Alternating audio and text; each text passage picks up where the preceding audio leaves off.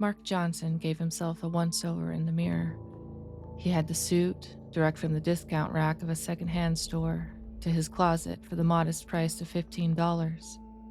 A red clip-on tie, a hand-me-down from his father, and slacks that he had worn in high school, and they, due entirely to his lean frame and high metabolism, still fit. Dress shoes, perfectly black and polished to a shine, were an inadvertent gift from a man who had rented a room from his parents when Mark was off at college. Giving no notice nor having any intention of removing his belongings, the man one day up and vanished. After a couple weeks of playing free storage unit, Mark's parents got rid of most of the man's belongings. Dress shoes, 2 jackets, and a box of cigars were the only things that the Johnsons deemed worthy of keeping. Mark's father gave his own father the box of cigars. Both jackets were taken to a thrift shop, fetching $20 for the pair. When he was away at college, Mark's father put the dress shoes in a very nice box, which he placed on his son's bed. Upon returning from the university for Thanksgiving break, Mark found them. Attached was a note reading, "Mark, take good care of these. They're your size. They may come in handy. Love, Dad." Today was that day. In the absence of family funerals, Mark had an excellent reason to break them out, particularly since he was dressing up as a politician. It was Halloween. Like many other young people, too old for trick-or-treating, Mark was going to a party with his girlfriend Imelda. His costume of choice, Richard M. Nixon. Though many would contend with the claim, Mark was of the opinion that Nixon was the most ruthless and crooked president in all of United States history. Instead of bothering to see if he could get a wig and some makeup for cheap, Mark decided to go for the final item of his repertoire, a Nixon mask. He got one at Halloween's store for a 20% discount. It was your run-of-the-mill Nixon mask, akin to the ones dozens of Hollywood stars had worn in movie scenes depicting kidnapping or bank robbery. Mark had applied a finishing touch to the mask, gray paint and ashes. There was some leftover paint from when he opted to take painting to fulfill one of his elective requirements. That had been upwards of 3 years ago, yet, amazingly, the paint was still usable. For the finer details, Mark got a cork he found in a drawer, burnt the end of it until black, and applied it. With the face mask all gray and ashy, Mark was able to go to the party with a final twist on his costume, for he was Richard Nixon, the Groovy Zombie. Halloween fell on a Saturday night this year. It was the perfect night to have a party. It wasn't at the end of a workday, and you could get a hangover and sleep it off without the worry of having to get up early the following morning. Since the party began at 7, Mark went to pick up Imelda at 6:30. His face mask was sitting safely on the dashboard. He would be surprising his girlfriend with it. Mark drove for a few minutes before getting to Imelda's house. Mark parked his car, got out and stuffed his hands into the pocket of his slacks. It was a chilly night, so much chillier than he had anticipated, in fact, that it had the makings of a cold snap. Mark had wished he brought a jacket, even if he had to stuff it in over his suit. All he knew was that the house where the party was to be held better have heating via an actual heating system, and not through partaking of rot gut. Approaching Imelda's house, Mark went up to the walkway and rang the doorbell. While waiting, he wished for a warm jacket even more. Imelda opened the door. She stood there with colorful, semi-translucent wings. All over her clothes were rainbow polka dots and a wild splattering of colors. She had red and blue striped socks with black loafers.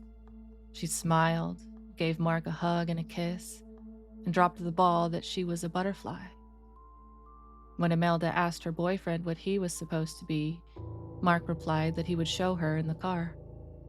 Imelda shouted out to her parents that she was leaving. Her parents responded in tandem, her mother from the bedroom and her father from the kitchen. The couple held hands as they made their way to the car. Mark was transmuting into a living popsicle. while Imelda remained unperturbed. She had coincidentally been much wiser than her boyfriend when she happened to wear a sweater. Mark opened the car and Imelda got in. Following her lead, Mark entered the car and was very content to be leaving the nipping cold. Driving for about 15 minutes, the couple finally got to the house. Mark hadn't known the exact address, but Imelda did. She pointed it out like it was a turnoff on the highway that had to be merged into a precise moment in time, or the whole trip was screwed up. Cars lined up and down the street in used car lot fashion. A few minutes passed before Mark was able to secure parking. Imelda giggled, speaking up. "Okay, what's your costume?" Imelda inquired, excited to see what her significant other had chosen to dress up for Halloween. Grabbing the face mask from the dashboard, Mark pulled it over his lanky face. He fastened the strings around his ears. Richard Nixon's round polyvinyl head was inconveniently disproportional to Mark's face, causing his chin to stick out under Nixon's by an inch. "Oh my God, what is that?" Imelda asked, getting the giggles. "I'm Richard Nixon, the Groovy zombie." "Suck it to me, or I'll eat your brains," Mark joked, holding his hands out in peace signs while doing a lightly deep zombie voice mixed with a terrible Richard Nixon impersonation. "That's great. Everyone will love it. But, why groovy?" "Because Nixon's ready to party, get down, and isn't afraid to let loose. Well, not in any illegal or impeachable way, anyway." "Come on, let's go," Melda smiled, refusing to react to her boyfriend's second, lamer joke. Once again, Mark was trailing his girlfriend. As they went up to the house, they noticed that it was lightly decorated. There were orange and black lights strewn about the house, hanging in the same way Christmas lights would be in another month. 2 carved pumpkins sat on the front porch, one on each side of the entrance. One was a traditional jack-o'-lantern. The other had a mouthless cat's head etched into it, showcasing piercing eyes lit up inside by a flickering flame. Imelda loved the cat one, and Mark didn't seem to care either way. Ringing the doorbell, the couple waited. Someone quickly came to the door. It was Darian, Imelda's friend and Mark's vaguely memorable, very casual acquaintance. He was dressed as a Grim Reaper, holding the door with one hand and his plastic scythe in the other. Darian hugged Imelda and shook hands with Mark, still affirming his commitment to having a scythe on him at all times. Imelda and Mark entered just as another couple was experiencing the timeless struggle of finding parking. Darian, both Reaper of Souls and gracious party host, asked if Mark or Imelda wanted something to drink. Both responded with a request for cola. The Grim Reaper used his scythe to point out a cooler to the butterfly and the dead politician, telling them that there were plenty of sodas in there. Transversing out to the backyard, the couple saw that there were some people outside, mingling and chatting amongst themselves. And there were many more people inside.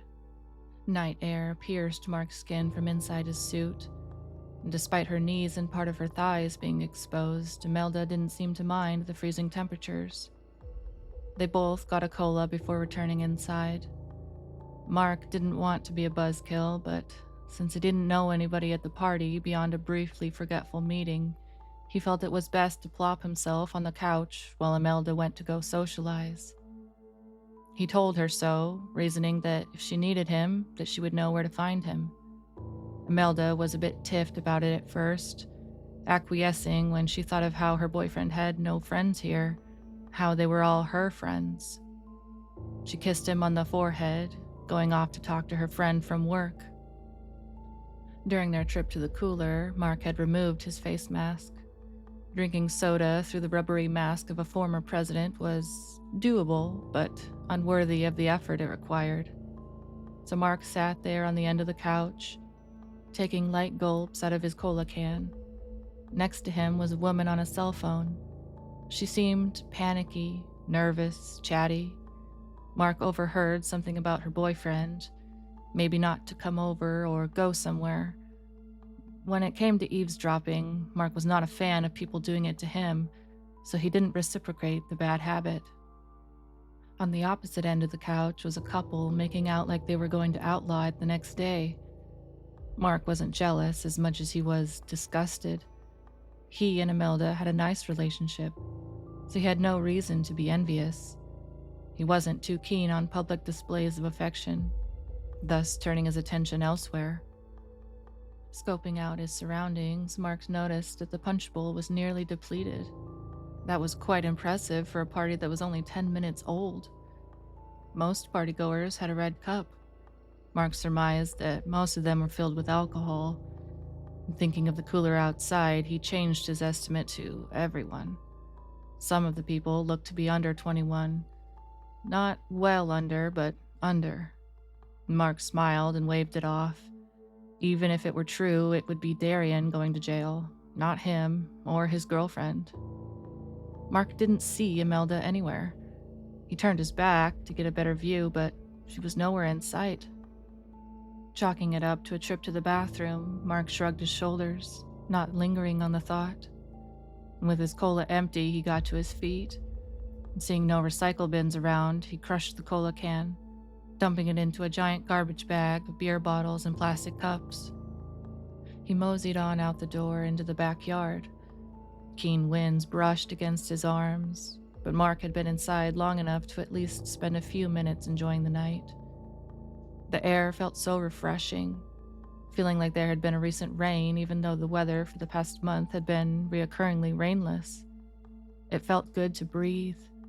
Darian's couch had smelled old, almost fetidly fusty.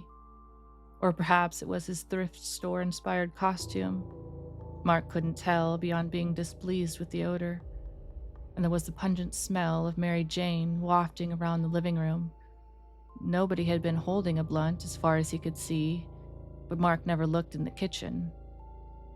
Then, masked men came rushing through the front door, knocking over the woman who was pushing the definition of fashionably late. They were armed, shouting for people to stay still. Unlike bank robbers, these criminals were stealing just from the bystanders. The woman who had been using her cell phone on the couch ran up to the ringleader. She called him out by name, prompting him to backhand her. The sound of the slap muffled her voice. Falling to the floor, the woman passed out. Darian approached the ringleader, who gave off a presence denoting him as the alpha male, trying to convince them to leave. His persuading them that they didn't want to hurt anyone ended badly. Unlike the character he was portraying, Darian was not immortal. The ringleader hit him hard in the chin. Darian tumbled down. Blood pooled quickly in the bottom of his mouth. He felt like it was choking him, so he spit it out right onto the carpet. Great pain racked his brain and his jaw. A free-floating thought echoed in the back of his mind, one that showed his landlord not having to give him his security deposit back. Then he spit out a tooth, bringing his focus back to the assault. Although he could have gotten back up, he feigned unconsciousness. His line of reasoning was that, while he was going to get robbed, he was less likely to get shot if they believed he was out for the count. Although the robbers had never ordered it, the partygoers all put their hands up. Two men went from person to person, removing wallets, purses, cash, credit cards, jewelry, leaving only keys, lint, and joints. Their leader signaled for one of the robbers to go check the backyard for people, instructing the other to look through all the rooms in the house. He remained at the back of the living room, his gun ready in case someone was foolish enough to play the hero. Unbeknownst to Mark, the other partygoers who were once outside decided to take their conversation inside, as it was far too cold for people to stand in the backyard dressed as demons, witches, and serial killers. Mark was still enjoying the breeze. He was almost finished looking up the stars, trying to see how many constellations he could remember and point out correctly, just like he used to do when he was a child. A threatening voice caught him off guard. "You, hands in the air, turn around slowly," the robber commanded affirmatively. "Whoa, whoa, whoa. I didn't know staring up the stars was a crime," Mark replied, a bit peeved. He thought a neighbor had reported the underage drinking, and maybe the pot. Its stench was strong enough to be smelled from the street. But when he turned around, he saw a man dressed in black, with a mask covering all but his eyes and mouth. In the bottom of his mind, he had hoped it was an officer dressing up for Halloween, pulling a prank, but he knew better. Mark gave a cheesy, I screwed up smile, but the robber wasn't having it. "I'm not a cop, you moron, and this is for your attitude," the robber shouted, delivering a swift blow to Mark's head with the butt of his gun. Mark tumbled into the grass, his musty old costume being finely perfumed with the sweet scent of freshly cut grass. Staining his shirt and slacks was an unfortunate upshot of that. Still conscious but unable to get up, Mark had to lay there helplessly.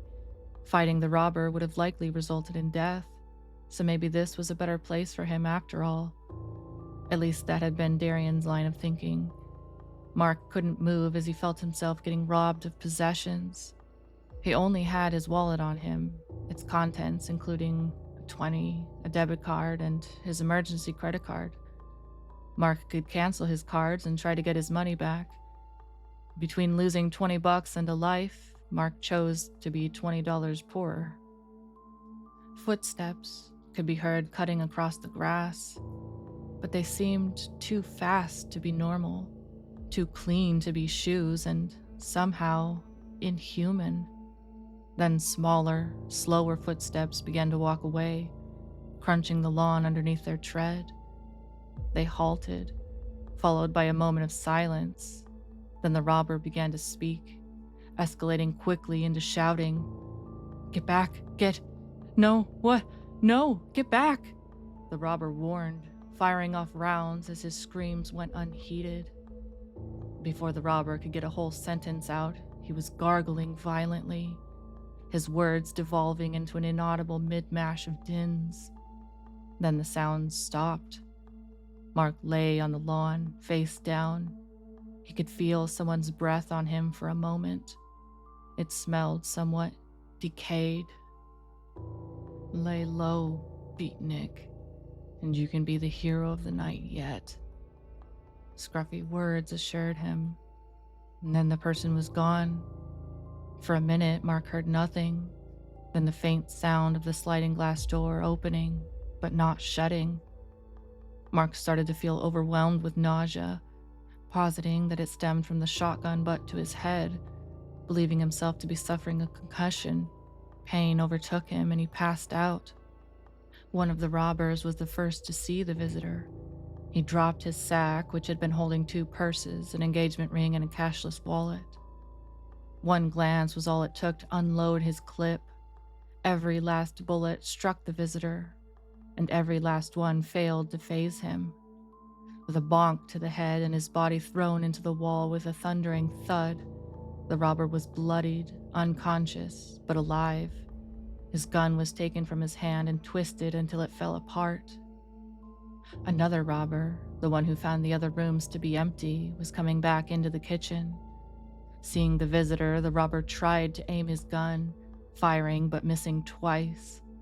One shot hit near the shoulder, and the robber was tackled. The visitor wrapped the robber clean across his face, sending a nauseating nosebleed into the middle of his face before knocking him out.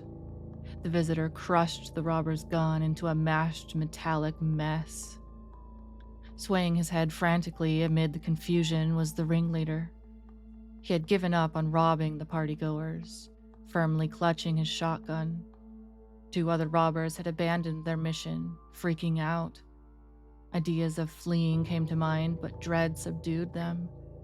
The one nearest the door was pulled into the shadows of an unlit room by long, gray arms. Seconds of silence ended with 2 loud thwacks. 2 halves of a previously functioning gun slid out from the darkness, gliding along the carpet. The other robber was gawking at the cleaved gun. He had no wishes to tangle with whoever's handiwork this was, having strong feelings about living. The visitor stepped out of the shadows, smiling at the robber. He was too afraid to discharge his weapon. Before he could blink twice, the visitor grabbed the robber's shoulder. He took the robber's gun and smashed it into his forehead. Visually, it was strikingly similar to how one might squeeze an orange against a table just to get a little bit of liquid out of it, in the absence of a juicer or juice extractor. Shouting in pain, the robber closed his eyes. He didn't see the visitor seize him by his sweater and hurl him through the living room window, but he sure as hell felt it before passing out. The visitor now turned his attention to the ringleader of this whole charade as he looked around puzzled. All the partygoers were on the ground with their faces firmly planted into the carpet, hearing everything while seeing nothing but the darkness at the back of their eyelids. The visitor came towards him, as though it were a reflex, and it for sure was a survival mechanism. The ringleader grabbed the nearest partygoer off the floor. She started to freak out when the muzzle of the shotgun was shoved into the side of her temple. The ringleader swore he would do it, his finger primed on the trigger. Stopping, the visitor looked down inquisitively. Looking up, he smiled. Bringing his hands to both sides of his ears, he removed his head right off his neck. A squishy plop resonated uncomfortably. With her eyes closed out of pure fear, the partygoer saw nothing. But the ringleader saw everything. His brain had simply been unable to register it. It wasn't the first time he had hoped he was dreaming during a robbery, but it was certainly the first time he had wished for something other than not being pinched by the police. The visitor's head opened its eyes. It smiled a wicked smile, as if it were unhinged in some manner, resulting from pure pleasure. The headless body raised his arms over his head, springing them forward. Flying out of his arms, the head yelled back, "Sock it to me." Biting him on the nose, the ringleader was forced to fall back, suffering immense pain. Releasing his fleeting hostage, the woman rolled on the floor, crying hysterically. Screaming ceaselessly, the ringleader called out for help as the head devoured his flesh. There was too much blood for him to see. His nose had been eaten first, causing cacophonies of caws to be silenced. No one around heard his pleas. The head ate away at the bleeder's skin, akin to a ravenous roundworm ravaging someone's intestines. Muffled shrieks and choking noises soon died away. The visitor's head wolfed down one last chunk of flesh, chomping on it and savoring the flavor between his teeth.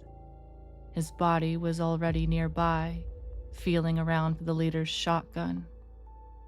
Once he felt something long and metallic, he knew it was the gun. He bent it into a loop, letting it fall to the floor. His body felt around for his head, feeling the face first, and placing it back on the neck. The head rejoined the body.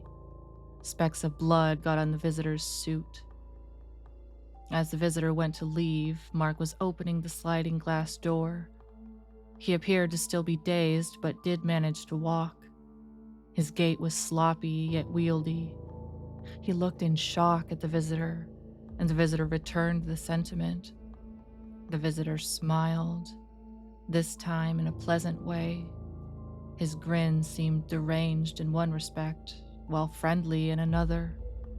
Mark smiled back at him, chalking it up to delirium brought on by blunt trauma. He didn't know because he wasn't a doctor, but he knew for sure it hurt like hell. Extending his arms, the visitor gave out 2 peace signs. Mark squinted, wondering if the injury was messing with his vision. He couldn't believe it. Neither the suit, nor the face, nor the gray skin. His head pounded, so he dismissed his outrageous belief outright. Mark held his arms in the air, making peace signs back. And with that, the visitor took his leave. As the door shut quietly, the partygoers started getting up. Even Darian, now minus 1 tooth, was removing his facade of unconsciousness. He had his eyes shut the entire time, committed to his fake fainting. Mark came to the couch where he had left his face mask. He held it, feeling the rubbery inside as he studied it intently, mouthing, "It couldn't be." He didn't even see Imelda run up to him. She hugged him, tears flying from her eyes. She had been hiding in the darkness. When the visitor had dispatched the robber by pulling him into the shadows, Imelda had heard but not seen it. And despite her eyes being open, she couldn't make out any of the figures in the darkness. Mark wrapped his arm around her, holding the face mask in his other hand, and all the other partygoers looked at the robbers. All were knocked out, except for their ringleader. He was dead. One of the guests called 911 on his cell phone, announcing that he was doing so to everyone, surprised that people weren't tripping over themselves to call first. Some people were stepping out to ditch their doobies before authorities showed up. Throwing them into backyard bushes and over the neighbor's fence were the main methods of disposal. As the pot smokers were coming back, everyone looked at Mark, then the bodies, then back to Mark again. A raucous sound of applause broke out. The man who called 911 had to step outside to talk to the dispatcher because it was so rowdy. As he was giving the operator the location, he caught sight of one of the robbers, the one who the visitor bashed in the head with his own gun. The man stared, and once he realized that this was nothing to be dumbfounded over, given the zaniness of this night, he continued his conversation as though there wasn't a passed-out man in the front lawn who had clearly been defenestrated before ending up there. "Let's all hear it for my man Mark. He saved us. 3 cheers for Mark," Imelda proclaimed, grabbing her boyfriend's arm and hoisting it up as far as she could get it. In unison, the crowd called out.